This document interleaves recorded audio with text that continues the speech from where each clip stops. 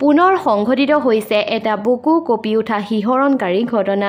শাৰীৰিক প্ৰতিবন্ধতাক জীৱনৰ বাটত হেঙাৰ হ'বলৈ দিব নিবিচৰা এজন যুৱক অৱশেষত গুচি গ'ল আকস্মিকভাৱে।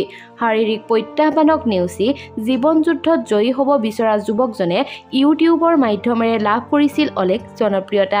আৰ্থিক দৈন্যতাৰ সৈতে যুঁজি অৱশেষত ঘূৰাই পাইছিল সুদিনো। কিন্তু নিষ্ঠুৰ নিয়তিয়ে সফলতাৰ চৰম সীমা লাভ কৰাৰ পূৰ্বেই আকস্মিকভাৱে কাঢ়ি লৈ যায় ২২ বৰ্ষীয় যুৱকজনৰ প্ৰাণ। যুৱকজনৰ নাম হৈছে অমিত মণ্ডল। বিশেষভাৱে সক্ষম অমিতে শেহতীয়াকৈ ইউটিউবাৰ হিচাপে যথেষ্ট জনপ্ৰিয়তা অৰ্জন কৰিবলৈ সক্ষম হৈছিল। অমিতৰ পিতৃ মাতৃ দুয়োজনেই চাফাই কৰ্মী।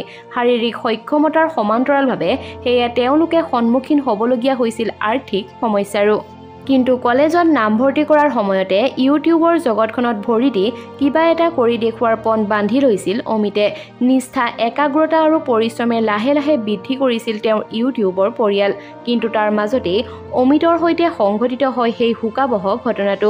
মঙলবাৰে ফ্ৰেজাৰগঞ্জৰ মুন্সিৰাজ অঞ্চলত সংঘটিত এক পথ দুৰ্ঘটনাত গুৰুতৰভাৱে আহত হয় অমিতসহ ৩জন লোক।